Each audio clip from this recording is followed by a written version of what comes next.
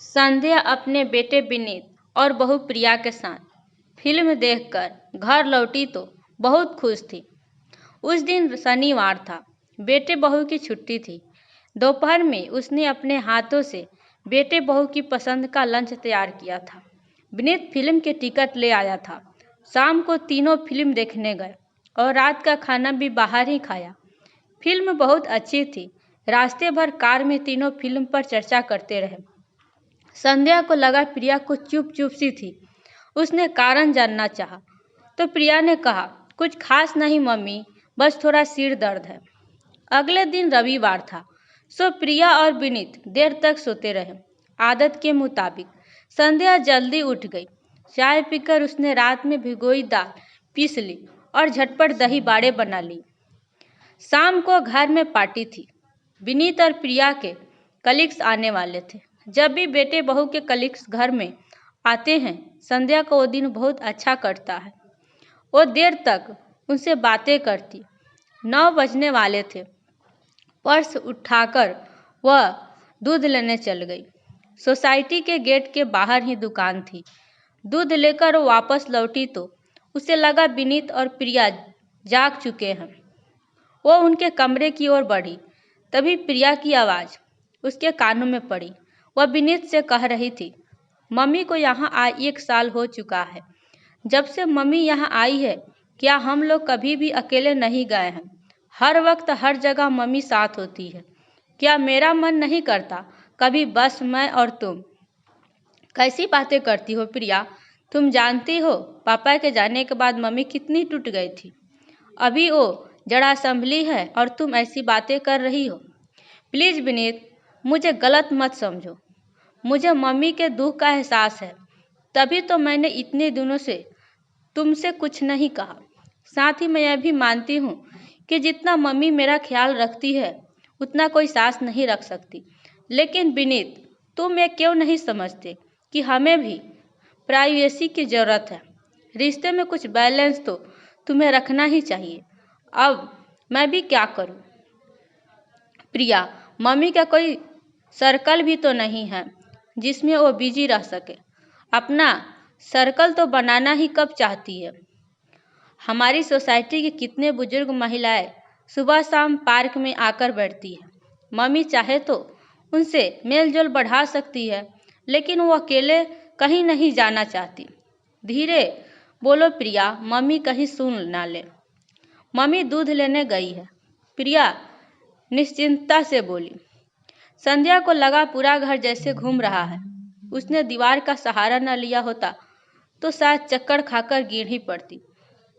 लड़खड़ाती हुई वो बाथरूम में चली गई और दरवाज़ा बंद करके नल खोल दिया ताकि पानी के शोर में कोई उसका रुदन सुन न सके।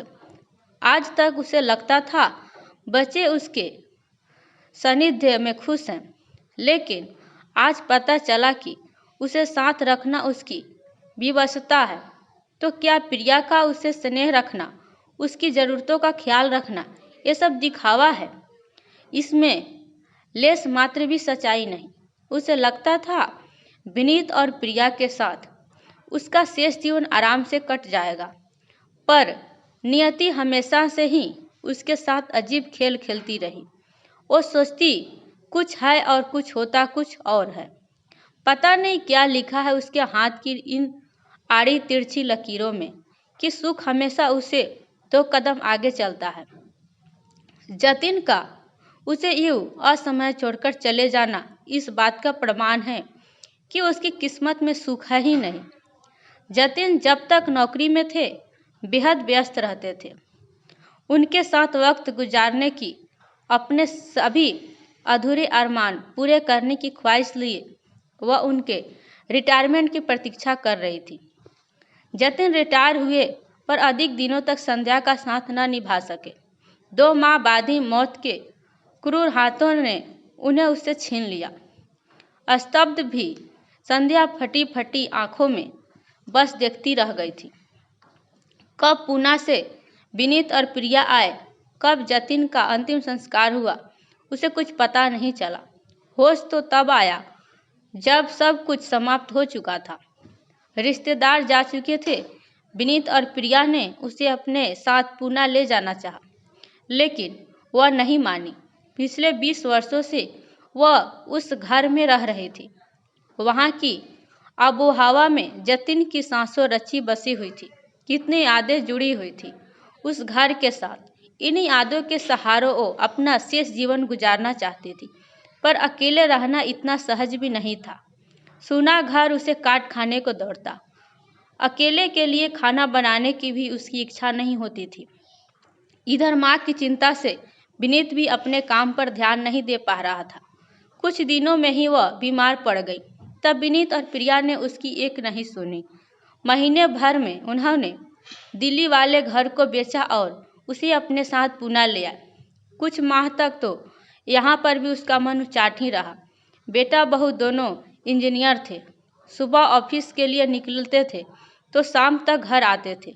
सारा दिन वह अकेली पड़ी बोर हो जाती थी। प्रिया ने कई बार कहा भी कि वह आसपास वालों में मेल जोल बढ़ाए, सुबह शाम घूमने जाया करे, किंतु उसका दिल ही नहीं करता था अकेले कहीं जाने का। अपनी ओर से वो विनीत और प्रिया माँ को प्रसन्न रखने का भरसक प्रयास करती। प्रिया उनके लिए पत्रिकाएं लाकर रखती। शनिवार या रविवार को तीनों कभी फिल्म तो कभी कहीं घूमने निकल जाते। अब तो उनके कलीग्स भी संध्या से काफ़ी घुल मिल गए थे। कुछ मिलाकर नए माहौल में वह रच बस गई थी। जिंदगी की गाड़ी एक बार पुनः पटरी पर आ गई थी। बेटे बहू के घर में वो सुख का अनुभव करने लगी थी, किंतु आज प्रिया के एक ही वाक ने उसके शांत हो चले जीवन में हलचल मचा दी थी। काश जो कुछ भी उसने सुना वो सच न होता। उसका मन विरक्ति से भर उठा। दुनिया में कुछ भी अपना नहीं है। नाते रिश्ते सभी स्वार्थ की बुनियाद पर टिके हुए हैं। अच्छा ही हुआ जो उसका भ्रम टूट गया। कम से कम अब स्वयं को बेटे बहू पर थोपेगी तो नहीं। न जाने कब तक वो विचारों के ताने बाने में खोई रहती कि प्रिया ने दरवाज़ा खटखटाया। उसने आंसू पोछे मुंह धोया और दरवाज़ा खोल दिया। ओ मम्मी, मैंने कितनी आवाज़ें दी आपको, जल्दी से आइए, मैंने आपकी पसंद की खास्ता कचौड़ी मंगवाई है। बोलते बोलते एकाएक रुक गई। प्रिया गौर से उसका चेहरा देखते हुए बोली, मम्मी आपकी तबीयत खराब है क्या? आंखें लाल हो रही है। उसकी बात को अनसुना करती हुई वह अपने कमरे में चली गई। बुद्धि तो कह रही थी उसे अपना व्यवहार सामान्य रखना चाहिए ताकि बेटे बहू को पता न चल सके कि उसने उनकी बातें सुन ली है, लेकिन मन साथ नहीं दे रहा था। यहाँ तक कि खाना भी वो ठीक से नहीं खा पाई। सारा दिन अनमनी सी रही। रह रहकर जतिन याद आते रहे। काश वो आज होते तो उसे यूं बेटे बहू पर आश्रित न रहना पड़ता। शाम के 6 बजने वाले थे। मन में विचार करौंधा। फिल्म साथ जाने में प्रिया को एतराज है। हो सकता है उसका यूं उनके मित्रों के बीच बैठना भी उसे नागवार लगता हो। विनीत के कमरे में जाकर उसने कहा, बेटे, कॉलोनी की एक परिचित महिला के साथ मैं घूमने जा रही हूँ, देर से लौटूंगी, तुम लोग खाना खा लेना। लेकिन मम्मी, आज अचानक किसके साथ जा रही हो? विनीत को आश्चर्य हुआ। संध्या की ओर से कोई जवाब न पाकर वो बोला, मम्मी, कुछ देर में सभी मित्र आ जाएंगे, आप नहीं होगी तो किसी को अच्छा नहीं लगेगा, तुम दोनों हो तो एंजॉय करना। कहते हुए वो कमरे से बाहर निकल गई। विनीत और प्रिया का चेहरा उतर गया। इतना वे दोनों भी समझ गए थे कि हो न हो मम्मी ने सुबह उनकी बातें अवश्य सुन ली है, तभी आज इतनी खामोश और बदली बदली लग रही है। और संध्या, उसका मन तो बेहद बेचैन था। घर से तो निकल आई थी, अब कहाँ जाए क्या करे कुछ समझ नहीं आ रहा था। बस निरुद्देश्य सड़क पर चलती जा रही थी। उसके कदमों से भी तेज गति से मस्तिष्क में उठ रहे विचारों के तूफान की कुछ तो उसे स्वयं के लिए निर्णय लेना ही होगा। सड़क के किनारे घने छायादार वृक्ष थे। ठंडी हवा चल रही थी। काफी दूर निकल जाने के कारण संध्या को कुछ भय सा लगने लगा। कुछ थकान सी महसूस हो रही थी। सड़क के किनारे बेंच दिखाई दी तो उस पर बैठ गई और आती जाती कारों को देखने लगी। हिंजेवाड़ी रोड पर बहुत सी आईटी कंपनियां हैं। रोज तो सुबह और शाम के समय यहाँ कारों और बसों की रेल पेल मची रहती है, किंतु आज रविवार होने के कारण सड़क पर ट्रैफिक बहुत कम था। यहाँ शांति से बैठकर अपने बारे में वो कुछ सोच सकती थी, लेकिन सोचे भी तो क्या, बच्चों की बातों में आकर मकान बेचने की भारी भूल वो कर बैठी थी। अब उसका खामियाज सारी जिंदगी उसे भुगतना पड़ेगा। उसने एक ठंडी सांस भरी, तभी एक पुरुष स्वर से अपना नाम सुनो चौंक पड़ी। उसने गर्दन उठाकर देखा। पैंट कमीज पहने, हाथ में छड़ी थामे करीब 65 वर्षीय पुरुष को पहचानने में उसे तनिक भी देर न लगी। अरे मोहन जी, आप! आश्चर्य मिश्रित खुशी उसके चेहरे पर फैल गई। मोहन जी और उसकी पत्नी सविता के साथ अपने रिश्तों को क्या नाम दे संध्या विवाह होकर इस घर में आई। जतिन और अपने आसपास की पाया। उसने मोहन जी और सविता भाभी को जतिन के हृदय के तार उस परिवार से पूरी तरह जुड़े हुए थे। उस स्नेह बंधन को पलित और पोषित करने में संध्या ने अपना भरपूर सहयोग दिया था। उसे आज भी याद है कैसे उसकी हर समस्या का समाधान मोहन जी और सविता भाभी मिनटों में कर दिया करते थे। 10वीं क्लास में था विनीत जब मोहन जी ट्रांसफर होकर पुणे आ गए थे, फिर भी उनसे संपर्क बना रहा। 2 वर्ष पूर्व सविता भाभी के स्वर्गवास के समय जतिन पुणे आए भी थे, किंतु फिर न जाने क्यों मोहन जी ने संपर्क टूट गया। अपने तो बिल्कुल भुला दिया। कहाँ खो गए थे आप इन 2 वर्षों में? अपनत्व भरा उलाहना उसने दिया। क्या कहूँ संध्या, हालात की साजिश का शिकार हो गया था। बेंच पर बैठते हुए मोहन जी बोले। क्या मतलब? संध्या उनकी बात का अर्थ न समझ सकी।